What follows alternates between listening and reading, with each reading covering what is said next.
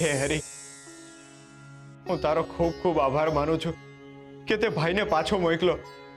હરે કૃષ્ણ, હરે કૃષ્ણ, હરે કૃષ્ણ, હરે કૃષ્ણ.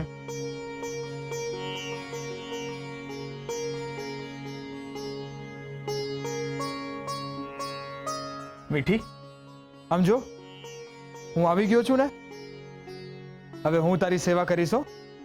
સેજે ચિંતા ન કરતી. હાલ અંદર હાલ. હા, ચાલ.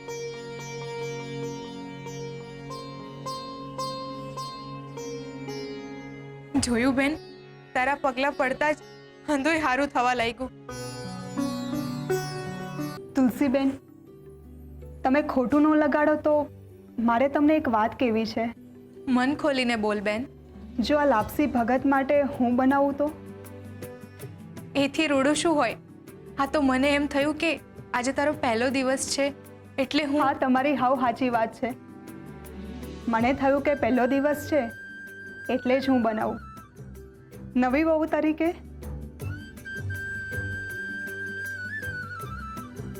પણ તમને વાંધો ન હોય તો જ. હા, મને ખબર છે આમ પણ ભગતને શું ભાવે ને શું ન ભાવે એ તમને વધારે ખબર હોય. મને કોઈ વાંધો નથી. લે બેન, આજે તું જ લાપસી બનાવ.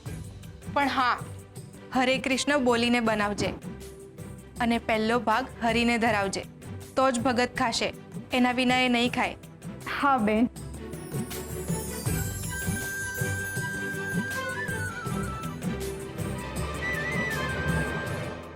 સમય અને સંબંધ બેય બદલાઈ ગયા છે તુલસી. હવે તારે ટેવ પાડવી પડશે. ભગત હવે માત્ર તારા ન. હું થયું? ભગત, આ દોરો તમે મને લગ્નમાં આપ્યો હતો. આજે હું તમને પરત કરું છું.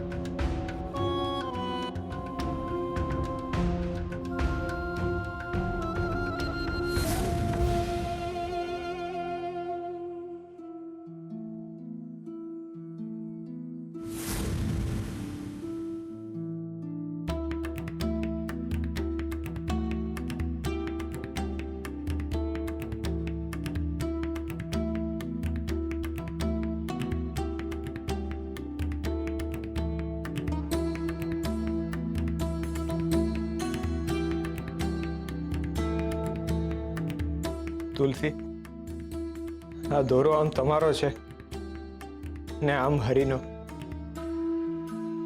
બીજા કોઈનો નહીં. મેં આ દોરો તમને બાંધ્યો હતો ને આ તમારો જ રહેશે.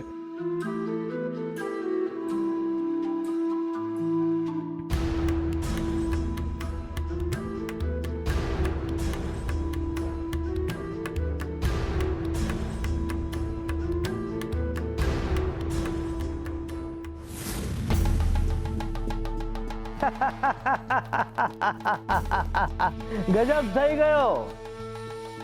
લગન કરી લીધા એને. લગન કરી લીધા એ મૂર્ખે. એ ગોરા જે પોતાની જાતને ભગત કેવડાવે છે એને મારું થૂકેલું સાફ કર્યું. શું કહેતા હતા તમે? એ ભગત ઈશ્વરનો ભાઈબંધ છે. કૃષ્ણની કૃપા છે એના ઉપર.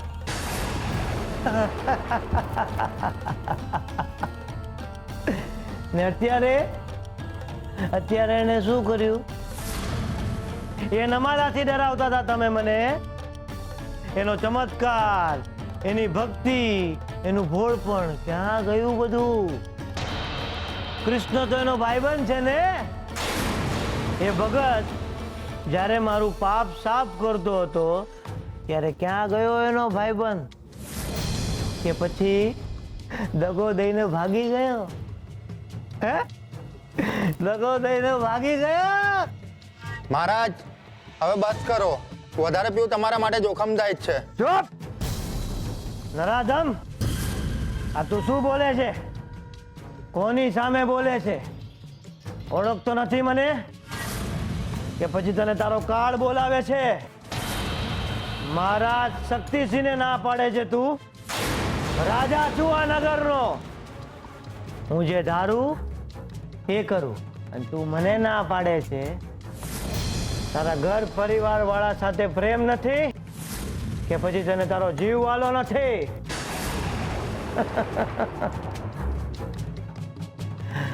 હવે મને કોઈ ચિંતા નથી. મારી બધી ચિંતા જતી રહી. એ ભગતે મારા માટે બધા જ રસ્તા ખોલી દીધા. વાહ વાહ વાહ વાહ, જીવનમાં મજા પડી ગઈ. એ ભગત તો મારો હિતેચ્છુ નીકળ્યો. મારા પાપને પોતિકા કરી લે છે ભગત. શક્તિસિંહ, હવે કરો પાપ. મન મૂકીને પાપ કરો. ગમે તે છોકરીને પસંદ કરો, એની સાથે કાંઈ પણ કરો, પછી એને રજડતી મૂકી દો. આ ભગત છે ને, એ એને સંભાળી લેશે.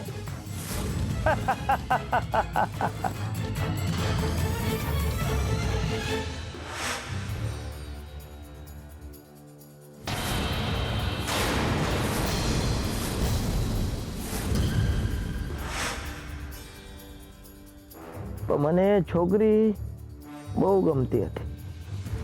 સિપાહીઓ, સારથીને કહીને મારો રથ કાઢો. મારે ગંગાને મળવું. મને ભૂખ લાગી છે અને એ મારો શિકાર છે. હવે તો મારું પાપ દર વખતે ભગત જ સાફ કરશે. જાઓ જાઓ અને રથ કાઢો.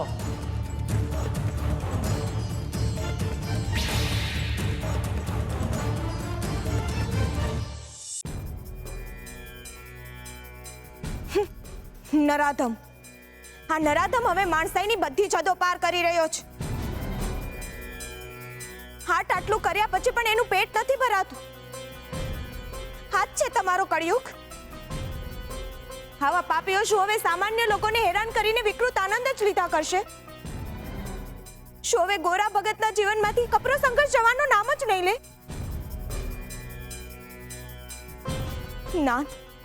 નાથ, આપણે ગંગાનું કન્યાદાન કર્યું છે, એટલે એ હવે આપણી દીકરી છે. અને હું મારી દીકરીને આમ દુખી નથી જોઈ શકતી. અને પેલો નરાધમ, એ આપણી દીકરી પર નજર બગાડી રહ્યો છે. એ તો મારાથી સહેજે સહન નહીં થાય.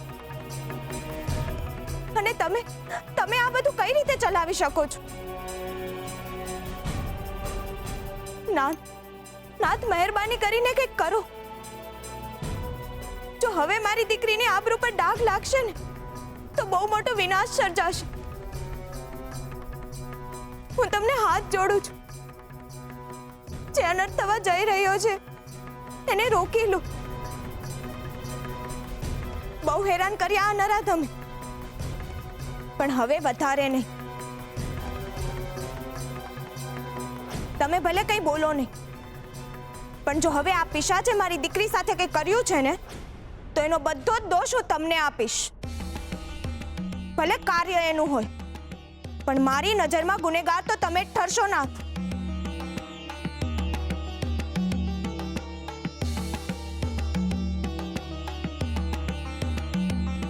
શાંત પડો રૂકમણી.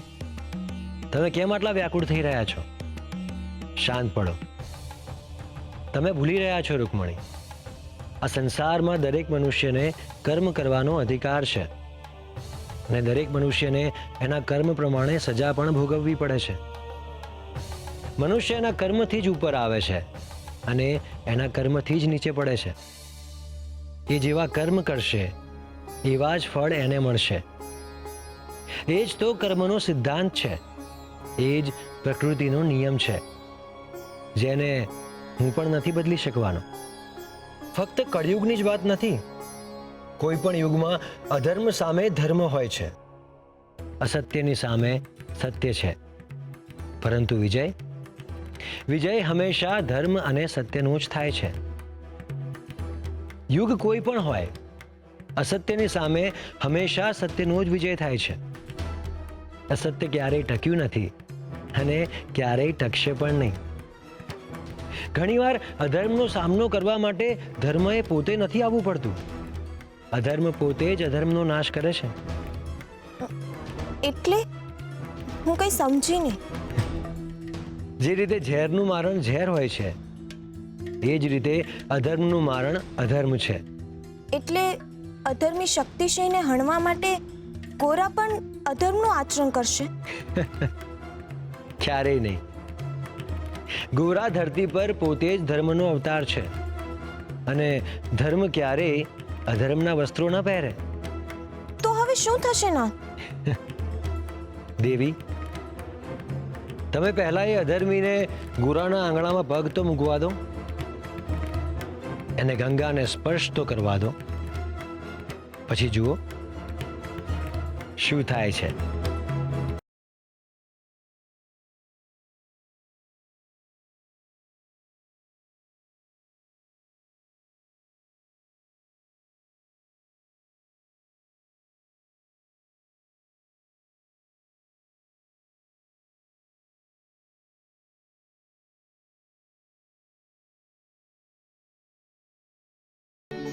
લે મીઠી, ખા.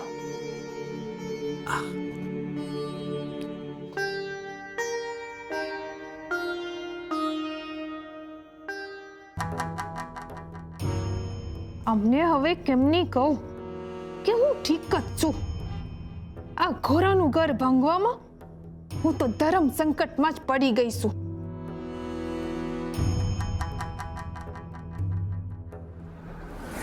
નાટક કરતા પહેલા મેં આગળનું તો કઈ વિચાર્યું જ નહીં. એ તો ખ્યાલ જ ન આવ્યો કે જો આ પાછા ઘરે આવશે તો પછી આ નાટકનું હું કરીશું.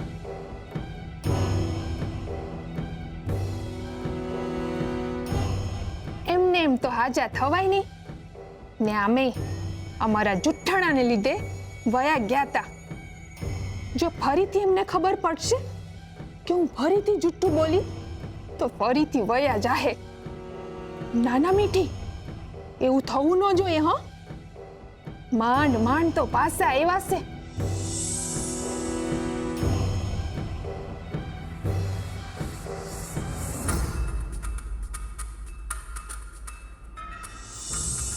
ના મીઠી ના, હવે તારે આ બધું જ ઠીક કરવું પડશે. આમ અચાનક તો નાટક બંધ કરાય નહીં. તારો વર માંડ માંડ તારા હાથમાં આવ્યો છે. હવે ઈ પાછો ન જાય ઈ તારે જ જોવાનું છે. હવે ઘોરાનો સંસાર મૂક ને તારા પોતાના સંસાર પર ધ્યાન આપ. મીઠી, તને ભાવ્યું ને?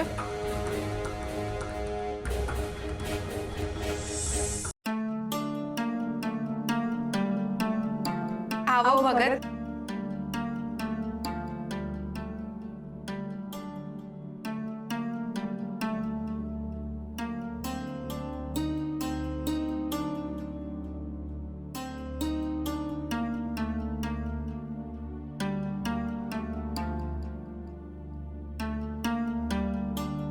હરે કૃષ્ણ, હરે કૃષ્ણ.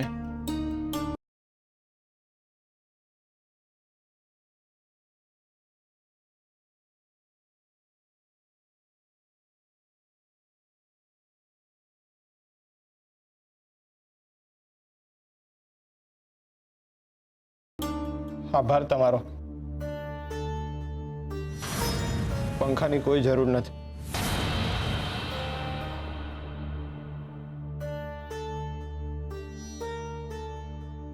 ભગત, આ લાપસી ગંગાએ બનાવી છે. જરાક ખાઈને કહો ને કેવી બની છે. તુલસી, મહેરબાની કરીને તમે જે કરી રહ્યા છો ને એ ન કરો. ગંગા, મને માફ કરજો.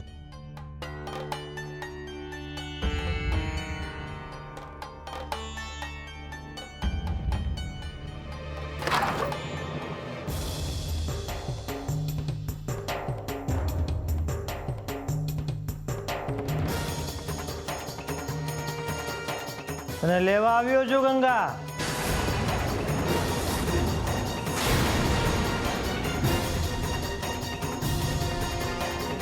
તમે બધા મને આમ કેમ જોઈ રહ્યા છો?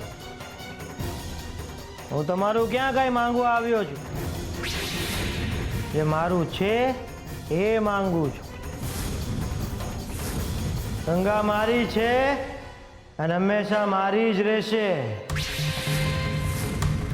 હવે એવું ન કહેતો ભગત કે તને એમાં રસ પડી ગયો છે.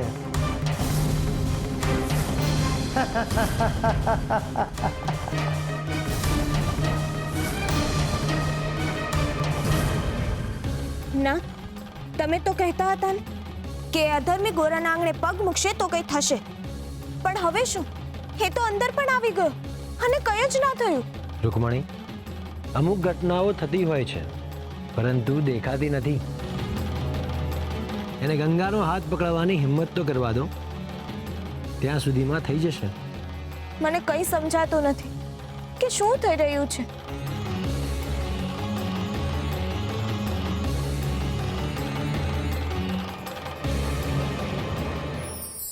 આત્મહત્યા, કોઈને મૃત્યુ આપવું એટલે હત્યાને પોતાને જ મૃત્યુ આપવું એટલે આત્મહત્યા. સંસારના કોઈ પણ જીવને આત્મહત્યા કરવાની છૂટ નથી, કારણ કે તમે પોતાના સર્જક નથી.